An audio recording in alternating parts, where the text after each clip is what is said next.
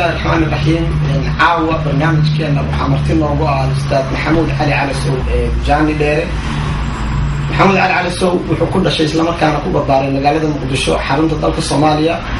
وحبرشادي سيدوكسية دا خوصة بحية السنة وحكونا مستوى مقالة مقدشو تاني سيدي دي نكوبي ريح يارتوي ده في كواد كوبادة كوليغا وحونا أوريجي مقالة مقدشو وحونا عيال جري كوحها الصومالي تا بدرولka iyo muqdisho markii uu ka fariistay ciyaarahaas wuxuu noqday tababare kubadda kolayga ah. Maxamuud Cali Calasow Jaani Dheere wuxuu ka qalin jabiyay 83kii kulliyadda Lafoole wuxuuna ku takhasusay maadooyinka suugaanta Carabiga iyo taariikhda. 14 sanadood kadib markii uu shaqaynayay wuxuu u wareegay oo uu ka shaqaynayay wasaaradii waxbarashada iyo barbaarinta qaybaha kala duwan ee wasaaraddaasi. wuxuu noqday agaasimaha mashruuca ITT qaabilsan xagga farshaxanka.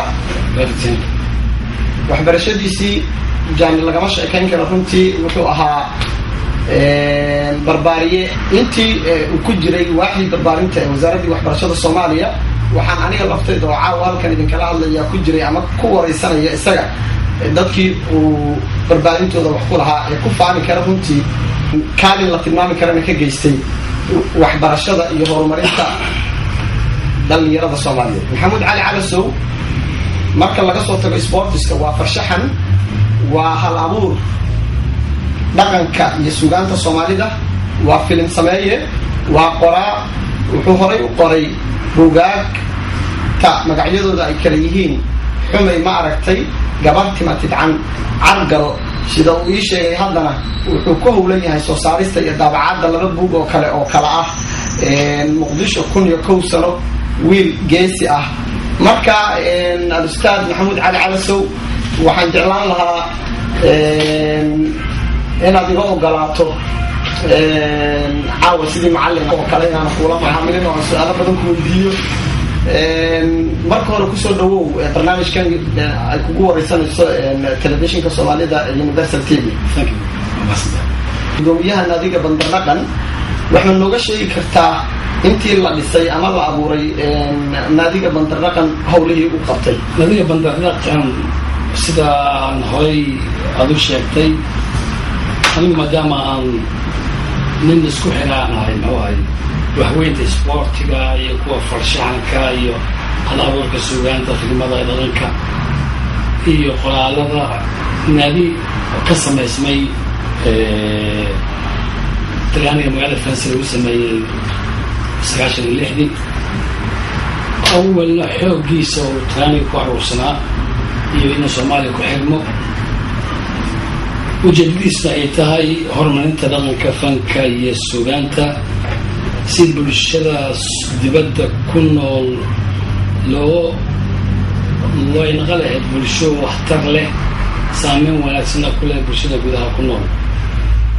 hadda howlaha ugu dambeeyey oo hadda sanadkan wadnay waxay nadiga howlgal weyn oo bulshada ku saabsan oo horumarinta bulshada waxtarka leh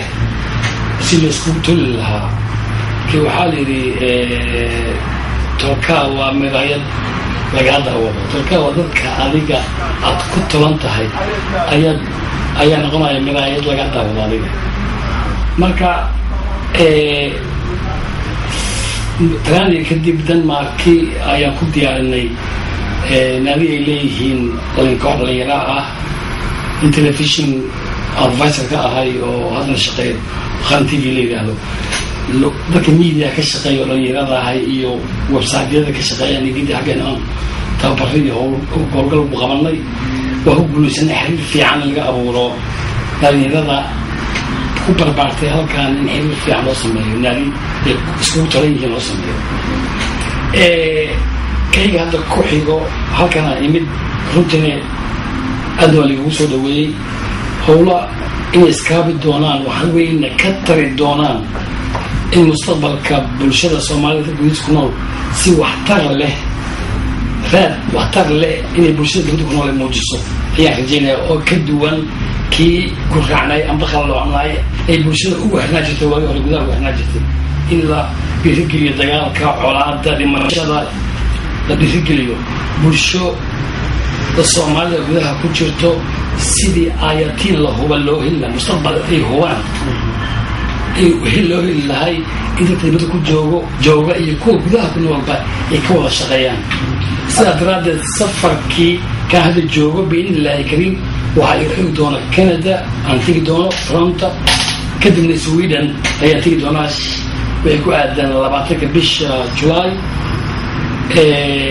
biidnillaahi kariimna shirweyne dadka dibadda ku nool oo jecel amba ka shaqeeyo howlaha uu sheegay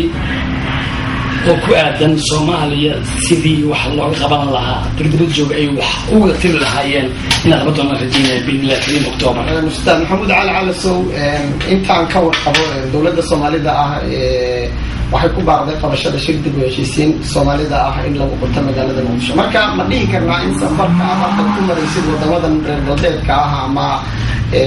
America ila dawladda jeedooyin iswarqab iyo baan cusub loo furo taariikhda dadka Soomaalida xiriirka ka dhaxeeya ma sha Allah waxa waaye shirweyne oo dhaqan ayaa Soomaali looga baxay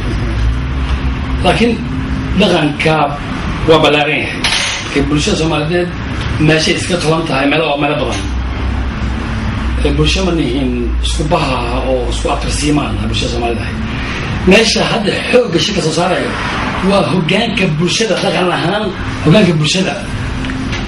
dhaqan ahaan in la isku soo dhaweeyo ee la xalliyo dhibaatooyinkii jiray in la cirib jiro lagu raadinayo oo siyaasiga marka ma dhihi karnaa oo siyaasiga anoo kala siyaasadda arrimaha bulshada kama baxsano laakiin waa qaab ka duwan dadka aqoon-yahanada ee dibadda ku nool ee waxa ka tari kara dalkaasi dib u dhisidiisa iyo nabad helidiisa iyo inuu dib u xasilo ayada in la isku xirane waa qaab siyaasadeed oo ka duwan midka gudaha lagu haayo waa ka duwan yahay laakiin ilaahay ka dhigo kuwa iskaabo mid halka lagu qabto mid dibadda gudaha lagu qabto mid lagu qabto xaafad mid guri lagu qabto ilaahay waxa kala jeedinahay ummadda Soomaaliyeed kuwa iskaabo waxtar u leh ummadda inay noqdaan su'aal kale haddii aan ku weydiiyo tan iyo intii aad bilowday rixladan ama iswarqabka Soomaalida ku nool dibadda dadkii Soomaaliyeed ee aad kula kulantay dalalka Talyaaniga Denmark UK xagga farqiga ma isleedahay waxbaa u dhaxeeya dhexdooda oo dadka Soomaalida rajada aad ka qabto in hawsha aad hadda ku guda jirto inay noqoto mid guulaysata horta waa jiraan hawlka soo la qabanayo caraaqil leedahay waxyaalo ay leeyihiin oo hor istaagan horta run been lagama sheego xaqiiqada bulshada Soomaaliyeed 16 sano hadda la soo dhaafay xaaladda ay ku jirtay waxay abuurtay dhaqan cusub kuleeyahay luqad cusub ay abuurtay qaab cusub oo loo hadlay abuurtay waxa oo kobcinayo qabyaalad iyo farqi in loo raadiyo laba qof oo xisab fadhido farqi la raadiyo marka ninkii raadinayo inaan farqi lahayn inaan hal qoys nahay haddan leh jeedinteeda iyo tii waa subacayan shir kuma jiro laakiin wadamada kala sahlan hadda matalan Talyaaniga markaan joogno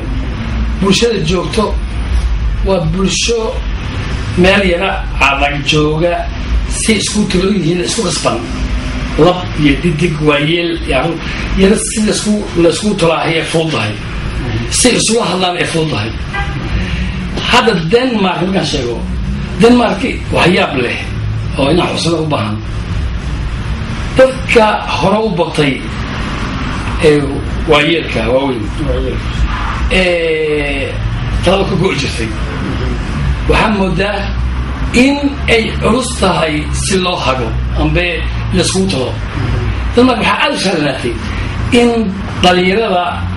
40 sano ka hooseysa ilaa qaangaarka markay yihiin 10 sano intuu dhexayso ilaa fiirashadooda ay ka fududahay midda dadka waaweynka ay ka fududahay moodaa waxtarkana la arkay laakiin dhalinyarada ku dhiiran inay wanaagga sameeyaan ay horu socdaan oo cadcadna in ay ka muuqato ingiriiska daba keenaya marka waxaad ula jeedaa dadka Soomaalida ee aad tilmaamaysa ee waayeelka ah maadaama iyagu ay hogaamin jireen bulsho ahaan dadka Soomaalida markii ay tageen dalkaasi in hadda qaabka cusub ee loola tacaalayo shidada ka jirta Soomaaliya ama qaabka cusub ay ula tacaalayaan wadamada ay magaalada ku joogaan ama ay nabad galeen tan iyo dagaaladii sokeeye inay adag tahay inay fahmaan mid ku jirayo dadkan si loo xiriir jiray marka waddanka joogaan waxaan dhihi karaa kaliya ku soo gaabi karaa waa dad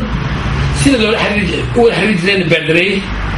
qaabka meesha yimidaan aan la qabsan in loo xiriiro oo yar waxaa muddo inay haabayaan weli ay aaminsan tahay inay meesha ku nool yihiin meesha ka yimid inay soo qaxeen aaminsan meesha inay joogin marka waxay joogaan meel oo maqan luqada lagu sheegi jiray meel dhaxo oo yara aan taagnayn inta dad meesha wadato waayo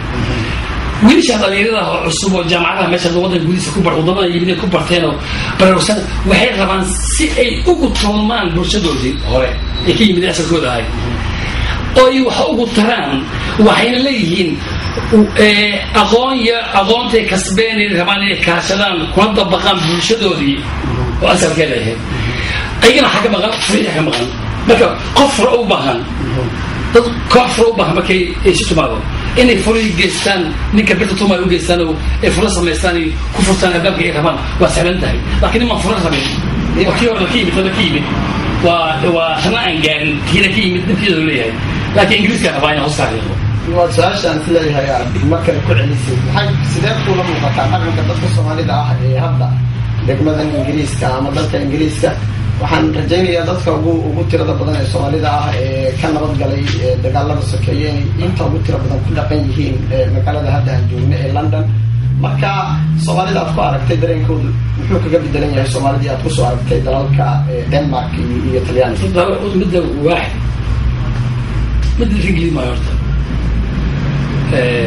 immigrantska Soomaalida soo qaxay Soomaalida sanadii dambe 2004 tariiq wixii ka dambeeyay waxaa muddo nambarkeenu sii kacayo wadamadii kale Afrikaanka ah oo qaxooda badnayd oo sii dhacayo taas waxay cadeynaysaa inaan anagu weli aan xasilinayn muujinaysaa midda waa qiraya